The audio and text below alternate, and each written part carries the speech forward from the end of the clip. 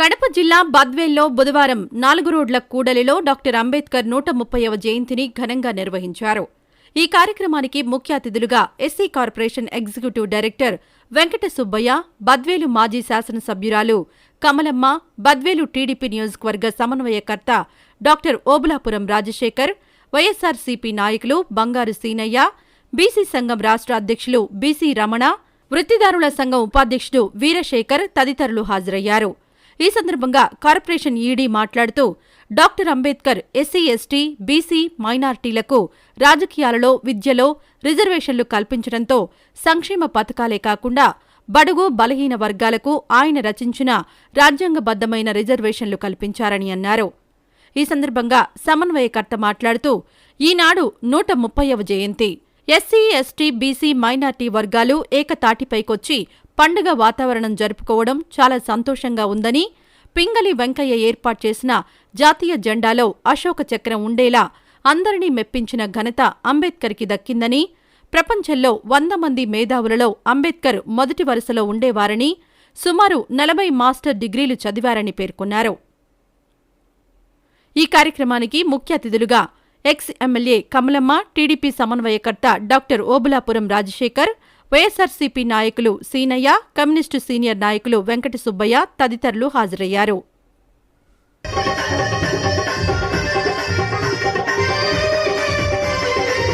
మరి ఐక్యరాజ్య సమితిలో 187 దేశాలు మరి తీర్మానం చేసి ప్రపంచ మేధావి డాక్టర్ బిఆర్ అంబేద్కర్ గారని ఈ రోజు చెప్పడం జరిగింది. ఈ రోజు ప్రపంచమంతా కూడా మరి అది కూడా కొద్ది రోజులు మాత్రమే అనుకోవడం జరిగింది. మరి ఏదేమైనా అందరు బద్వేలు పట్టణంలో సహకరించినందుకు అందరికి ధన్యవాదాలు తెలుపుతూ మరి బాబాసాహెబ్ ఈరోజు గౌరవనీయులు డాక్టర్ బాబాసాహెబ్ అంబేద్కర్ గారి 130వ జయంతి సందర్భంగా ఈరోజు మనం ఆనందంగా జరుపుకొని పోతున్నాము. వాస్తవంగా అయితే ఈరోజు నేను ఇది 6వ ప్రోగ్రాము, జిల్లాలో అంతా 6వ ప్రోగ్రాం కండక్ట్ అయినాను. మీ ఆహ్వానం మేరకు మీ అందరి ముందు ఈ జయంతి ఉత్సవాలు జరుపుకున్నందుకు చాలా సంతోషంగా, ఆనందంగా ఉంది. మొట్టమొదటిగా అంబేద్కర్ ఇచ్చిన ఎస్సీ, ఎస్టీ, బీసీ, మైనారిటీలకు అందరికీ కూడా చాలా ఎంతో రిజర్వేషన్లు వర్తించుతున్నాయి. ఆ రిజర్వేషన్లో భాగంగానే నేను ఈ స్టేజ్ మీద నిలబడి ఈ మాదిరి చెప్తున్నాడు మహానుభావుడు ఆయన ఇచ్చిన భిక్షే. నేను 3వ తరగతి నుండి అప్ టు PhD వరకు కూడా ప్రభుత్వ పాఠశాలలో చదువుకున్నా. ఆయన ఇచ్చిన వరమే. కాబట్టి ఈరోజు గౌరవ బాబాసాహెబ్ అంబేద్కర్ గారికి నా యొక్క పాదాభివందనాలు చేసుకుంటున్నాను. అదేవిధంగా ఇప్పుడు ఎస్సీ, ఎస్టీలకు ఇచ్చిన ప్రతి సంక్షేమ పథకం కూడా ఇప్పుడు మనం ఇచ్చిన రాష్ట్ర ప్రభుత్వం అనుకూలంగా రాజ్యాంగబద్ధంగానే ఇస్తున్న ప్రతి సంక్షేమ పథకం కూడా మనకు అందబోతున్నాయి. ఇప్పుడు బడుగు బలహీన వర్గాలకు విద్యాదీవెన పథకము, జగనన్న అమ్మఒడి పథకము, ఇవన్నీ కూడా మన సంక్షేమ పథకాలే. కాబట్టి ఈ అంబేద్కర్ ఇచ్చిన ప్రతి సంక్షేమ ఫలము ప్రతి ఊరుకు, ప్రతి ఓడకు అంతే విధంగా ఉన్నది. కాబట్టి ఈ రాజ్యాంగ నిర్మాత భారతరత్న డాక్టర్ అంబేద్కర్ గారి 130వ జయంతి ఈరోజు మనందరం చేసుకుంటున్నామంటే ఇది ఈ దేశంలోని ఎస్సీ, ఎస్టీ, బీసీ, మైనార్టీలకు చాలా పండుగ దినము. ఆ మహానుభావుడు ఆ రోజుల్లో మన రాజ్యాంగాన్ని రచించబట్టే ఆశయ సాధనే. మనం స్వాతంత్ర పూర్వము అంటే చరిత్ర చదివిన వాళ్ళకే ఇక్కడ ఉన్న వాళ్ళందరికీ తెలుస్తుంది. స్వాతంత్రానికి పూర్వము ఈ దేశంలో ధనికులకు, రాజులకు 100 ఎకరాలు పొలమున్న వాళ్ళకు మాత్రమే ఓటు హక్కు ఉండేది. బ్రిటిష్ వాళ్ళు ఆ రోజుల్లో 1931 అనుకుంటాను ఒక రౌండ్ టేబుల్ సమావేశం ఏర్పాటు చేసి ఆ రోజు స్వాతంత్ర పోరాటంలో ఉన్న మన దేశంలోని అగ్రనేతలు పిలిపిస్తే అందరూ కూడా ధనవంతులకు, భూస్వాములకే ఓటు హక్కు కల్పించమని కోరారు. ఒక అంబేద్కర్ గారే ఇది నేను ఒప్పుకోను, బడుగు బలహీన వర్గాలందరికీ కూడా ఓటు హక్కు ఉండాలి, ఈ దేశంలో 21 సంవత్సరాలు నిండిన ప్రతి పౌరుడు, ప్రతి మహిళ ఓటు హక్కు వినియోగించుకోవాలని ఆ రోజు అంబేద్కర్ గారు తెలియజేశారు. ఆయన ఇచ్చిన ఆశయ సాధనతోనే ఈ రోజు మనమందరం కూడా ముందుకెళ్తున్నాం. మరి ఇంకా మనలో చాలా ఉత్సాహము తగ్గిపోయింది. ఏదో జయంతి వచ్చిన రోజు, వర్ధంతి వచ్చిన రోజు మనం కొన్ని కార్యక్రమాలు చేసుకున్నాం. అలా కాదు, కొంతమంది గుజరాత్ కు చెందిన విధవలు ఈ దేశంలో రిజర్వేషన్లు తీసేయాలి, అంతా ఓపెన్ పెట్టాలి, మొత్తం చేయాలన్నారు. అయ్యా గుజరాత్ పటేల్స్, మీరు పుట్టులతోనే ధనవంతులు, కోటీశ్వరులు, మీ బిడ్డలు పుట్టిన నుంచి సుఖవంతమైన జీవితం గడుపుతూ ఇంగ్లీష్ మీడియం స్కూల్ పోతారు.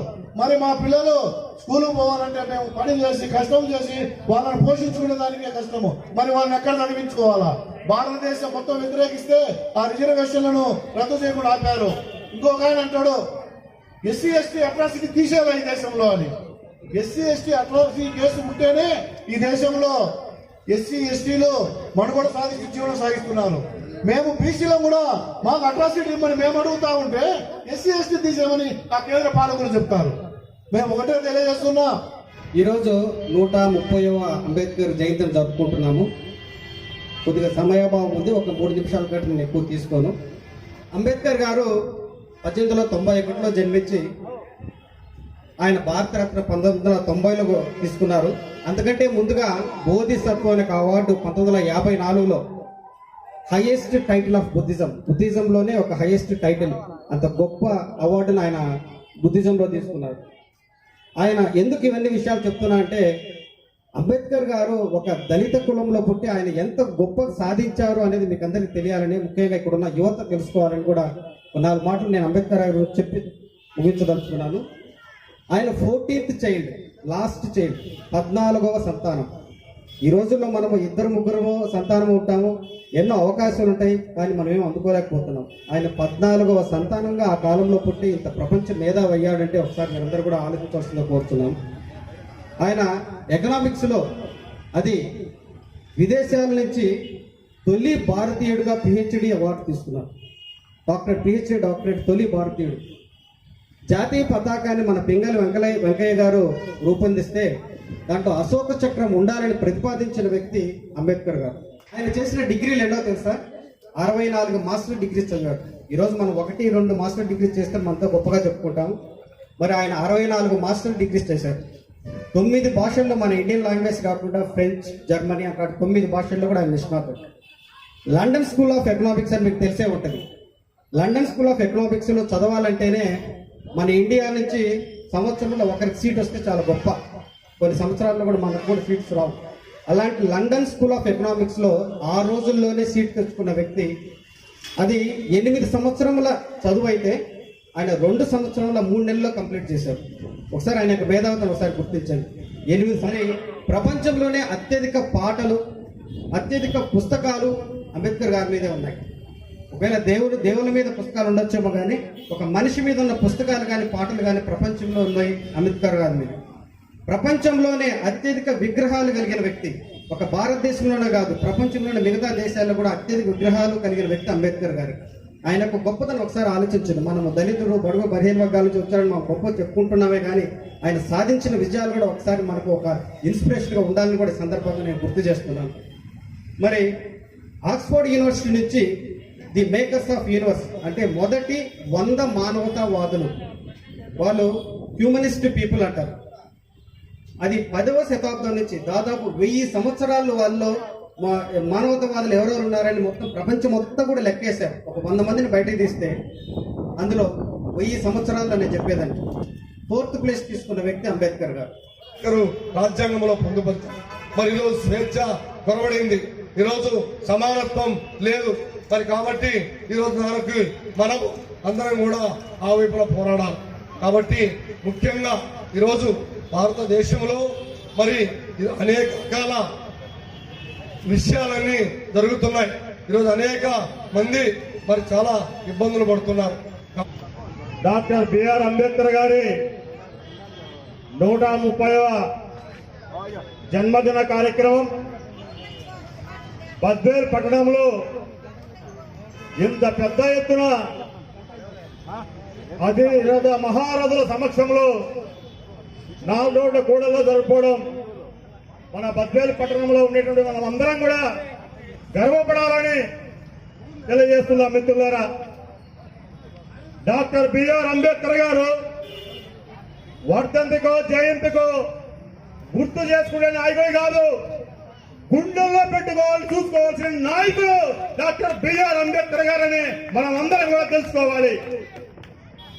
ఆయన యొక్క స్ఫూర్తి, ఆయన యొక్క పట్టుదల ఈ దేశంలో పేదరికం ఎలా ఉంది, ఆ పేదరికాన్ని రూపుమాపాలి ఎలా అనేటువంటి అంశంపైనే పనిచేసి పోరాటం చేసిన ఏకైక నాయకుడు ఈ భారతదేశంలో డాక్టర్ బిఆర్ అంబేద్కర్ తప్ప ఎవరు లేరని ఈ 74 ఏళ్ల స్వాతంత్రం వచ్చినప్పటి నుంచి కూడా చూస్తూనే ఉన్నాం.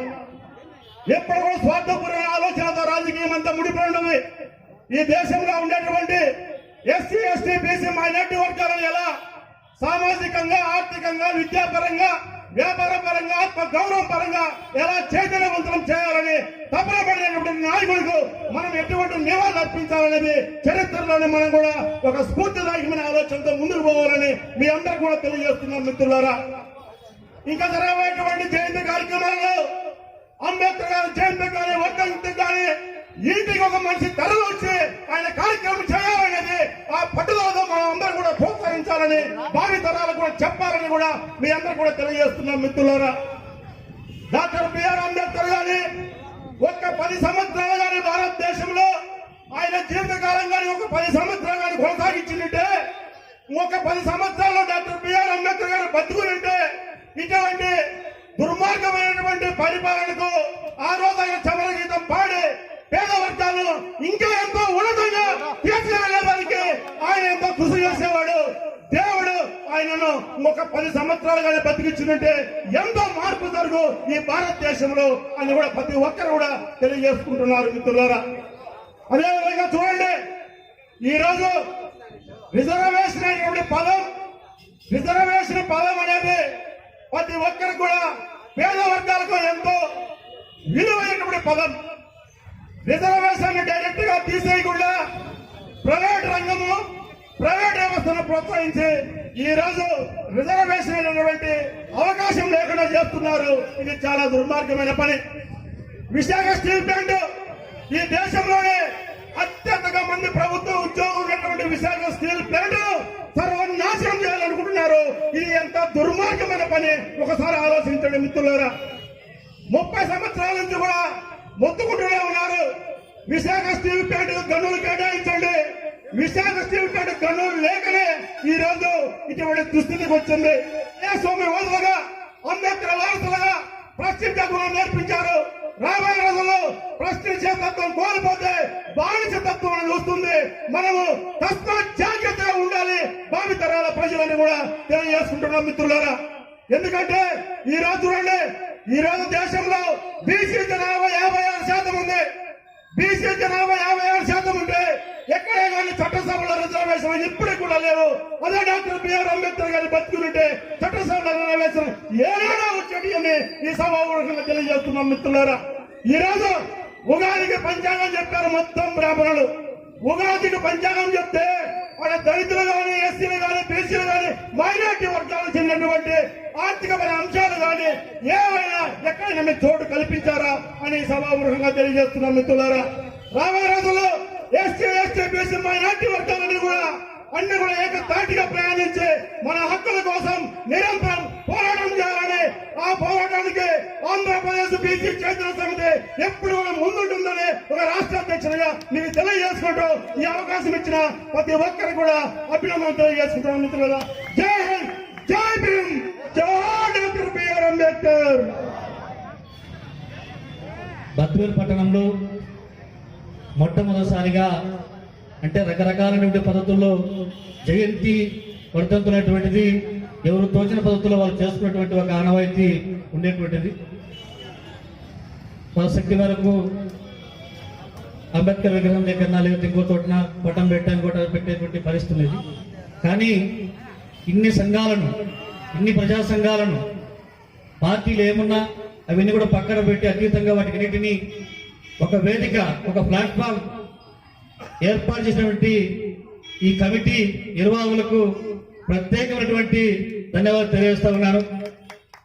రేపు భవిష్యత్తులో కూడా ఇదే యొక్క తంతు మనం కొనసాగించాలి.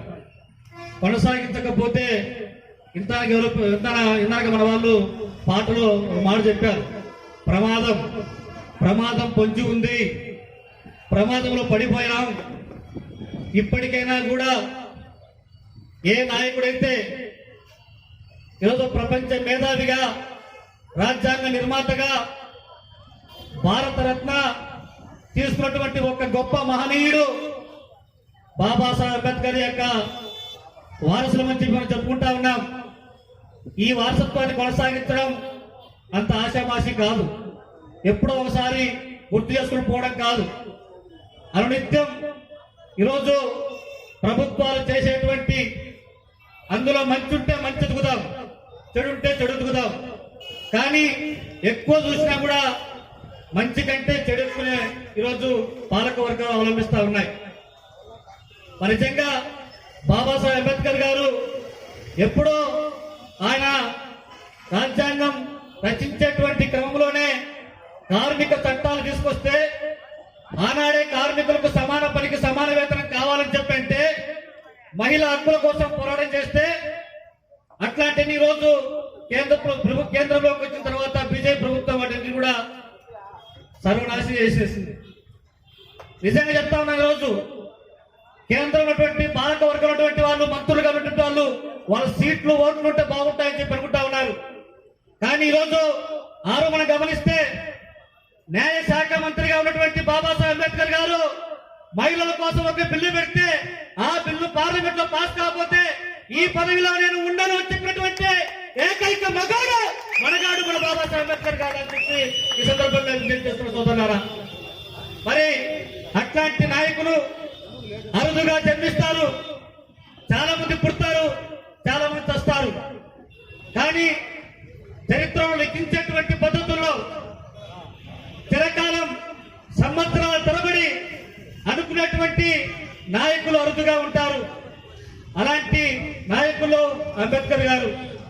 మరి ఈరోజు అంబేద్కర్ ఆశయ సాధన కోసం ఆయన రాజ్యాంగం కూడా ఒక ప్రమాదకరమైనటువంటి పరిస్థితిలో నెట్టబడిపోయినటువంటి పరిస్థితి కనపడతా ఉంది. ఈరోజు మనం గమనిస్తే రెండవసారి అధికారంలోకి వచ్చినటువంటి ప్రభుత్వాలు, కేంద్రంలో ఉన్నటువంటి ప్రభుత్వం దళితుల పైన దాడులు, దౌర్జన్యాలు అధికమైనాయి. వాళ్ళకి దగ్గరగా ఈరోజు ఢిల్లీకి నడిబొట్టుగా దగ్గరగా ఉన్నటువంటి రాష్ట్రం ఉత్తరప్రదేశ్ లో ఒక దళిత అమ్మాయిని హత్రాస్ ఘటనలో గ్యాంగ్ రేప్ చేసి చంపితే ఇప్పటికీ న్యాయం జరిగినటువంటి పరిస్థితి పోగా ఆ అమ్మాయి తల్లిని కూడా చంపినటువంటి ఒక దుర్మార్గమైనటువంటి ప్రభుత్వం ఈ కేంద్ర ప్రభుత్వం. మరి ఎక్కడ ఈరోజు రాజ్యాంగం అమలవుతా ఉంది, ఎక్కడ చట్టాలు అమలవుతా ఉన్నాయి? ఇవే కాదు, దళితులు కనీసం ఇళ్లలో మధ్యలో పోయి బావి దగ్గర పోయి నిల్చుకునేటువంటి పరిస్థితి కూడా ఇప్పటికి కూడా లేదు. ఇంకా మనవాళ్ళ సంస్కృతిలో పొట్టు మెట్టాడుతున్నటువంటి పరిస్థితులు కనబడతా ఉన్నాయి. ఇది సరైనది కాదు. రేపు ఇది చాలా ప్రమాదకరమైనటువంటి పరిస్థితి. మనం నిజంగా స్వేచ్ఛ, సమానత్వం మనం బ్రతకాలంటే ఇట్లాంటి ఆలోచనతో పాటు అందరం ఐక్యంగా ముందు వసతి అవసరం ఉందని చెప్పి తెలియజేస్తూ రోజు మనం అనుకుంటా ఉన్నాం.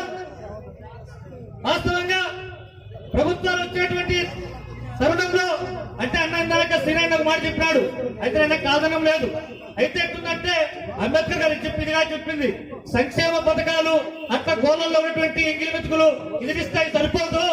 ఈ దేశంలో నిజంగా ప్రతి ఒక్కరికి, ఈ భారతదేశంలో ప్రతి ఒక్కరికి విద్య, ఉపాధి అవకాశాలు, వైద్యం కల్పించినప్పుడే, వాళ్ళు బాగుపడినప్పుడే, వాళ్ళు ముందుకు పోయినప్పుడే, వాళ్ళు ఆర్థికంగా, రాజకీయంగా ముందుకు పోయినప్పుడే దేశం అభివృద్ధి జరుగుతుందని చెప్పి అన్నారు. అట్లాంటి వారి కోసం మనం ప్రయత్నం చేయాలి. అంతే తప్పనించి ఏదో ఇచ్చారు కాబట్టి 10,000 తీసుకున్నామా, 20,000 తీసుకున్నామా, అది కేవలం తాత్కాలికమైన కుటుంబ అవసరాల కోసం ఉంటుంది తప్ప ఇంకోటి కాదు. కాబట్టి రేపు భవిష్యత్తులో కూడా ఈరోజు ఎందుకంటే మేము ఓడేస్తా ఉన్నాము. వాస్తవంగా చేతి వృత్తాల నాయకులుగా పిలిచినప్పటికీ నేను కమ్యూనిస్టు పార్టీ నాయకత్వంలో పనిచేస్తున్నాను కాబట్టి ఇప్పటికే ఈ దేశంలో, ఈ రాష్ట్రంలో మొత్తం కూడా లాల్ నీల్ జెండాలు ఏకమైనాయి. ఈరోజు నరేంద్ర మోడీ ప్రభుత్వానికి పతనం ఖాయమైంది. నరేంద్ర మోడీ ప్రభుత్వానికి నూకలు చెల్లించడం కోసం ఈరోజు నీలిరంగు జెండా, ఎరుపు జెండా ఐక్యమై అంబేద్కర్ వాదాన్ని, మార్క్సిజాన్ని ముందుకు తీసుకోవడానికి ముందుగా ఉంటామని చెప్పి తెలియజేస్తూ ఈ అవకాశం ఇచ్చినటువంటి మీ అందరికీ కూడా ధన్యవాదాలు మిత్రులారా. నా హృదయపూర్వక శుభాకాంక్షలు తెలియజేస్తూ ఈరోజు 130 సంవత్సరాల తరువాత కూడా మనం డాక్టర్ బాబాసాహెబ్ అంబేద్కర్ గారిని స్మరించుకుంటున్నామంటే అదే ఆయన గొప్పతనాన్ని సూచిస్తుంది. వేదిక మీద ఉన్న పెద్దలు చాలామంది అనేక విషయాలు చెప్పారు. డాక్టర్ బాబాసాహెబ్ అంబేద్కర్ గారు నిమ్న జాతిలో జన్మించారు. ఎన్నో అవమానాలకు గురైనారు. ఒక బండి ఎక్కి ఒక వివాహానికి వెళ్ళి బండి ఎక్కి వెళ్తూ ఉంటే వారి మాటల్లో వారు నిమ్న జాతికి చెందినటువంటి వారిని తెలిసి బండివాడు వాళ్ళని దిగిపోమన్నాడు.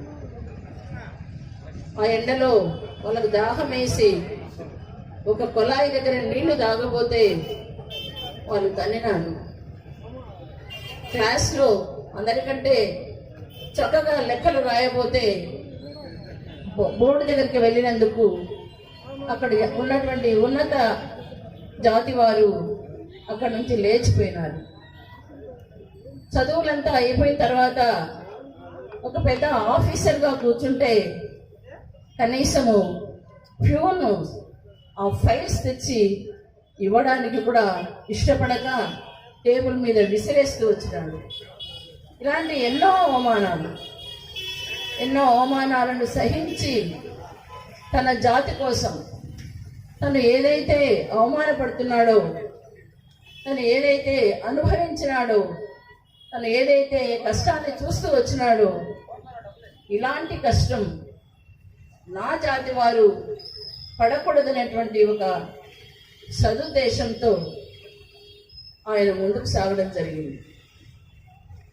డాక్టర్ రాజశేఖర్ గారు చాలా చక్కగా ఆయన ఎక్కడెక్కడ మరి డిగ్రీలు సంపాదించినారో మనకందరికీ వివరంగా చెప్పగలుగుతూ వచ్చినారు. ఈ రోజున మనం ప్రధానంగా డాక్టర్ బాబాసాహెబ్ అంబేద్కర్ గారు మరి మనకందరికీ తెలుసు. ఆయన రాజ్యాంగం రచించేటప్పుడు అనేక దేశాల నుంచి అనేక విషయాలను సేకరించి ఒక్కొక్క విషయాన్ని ఆధారంగా తీసుకొని మరి రాజ్యాంగాన్ని చేస్తూ వచ్చినారనేటువంటి విషయం కూడా మనకందరికీ తెలుసు. మనం ఒకసారి వెనక్కి తిరిగి చూస్తే బ్రిటిష్ కాలానికి ముందు రాజుల పరిపాలన ఉండేది. ఈ రాజుల పరిపాలనలో మను సిద్ధాంతం అనేది ఉండేది. ఈ రోజున ఈ మను సిద్ధాంతము అసలు అంటే ఏమిటి అనేది ఒక్కసారి అందరూ అంటూ ఉంటారు, మన సిద్ధాంతం అని. ఏమిటి మన సిద్ధాంతం అంటే నేను లోతుకు వెళ్ళను కానీ 1-2 మాటల్లో మన సిద్ధాంతం అంటే ఏమిటో చెప్తాను. మన సిద్ధాంతం అంటే ఎవరో ఒక స్థాయికి చెందినటువంటి వారు మాత్రమే పరిపాలన చేయాలి, డబ్బు సంపాదించాలి, మంచి బట్టలు వేసుకోవాలి.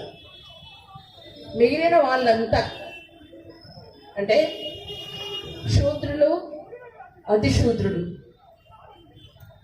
మనం అనుకుంటే అన్నాం. ఇప్పుడు ఎస్సీ, ఎస్టీ, బీసీ, మైనారిటీలని మనం ఈ రోజున అనుకునేటువంటి ఉన్నత జాతి వర్గాలు కూడా నేను మీకు ఓపెన్ అయ్యి చెప్పాల్సిన అవసరం లేదు. మీకు అందరికీ కూడా అన్ని విషయాలు తెలుసు. మీరు పేపర్లు చూస్తూ ఉంటారు, అన్ని చూస్తూ ఉంటారు.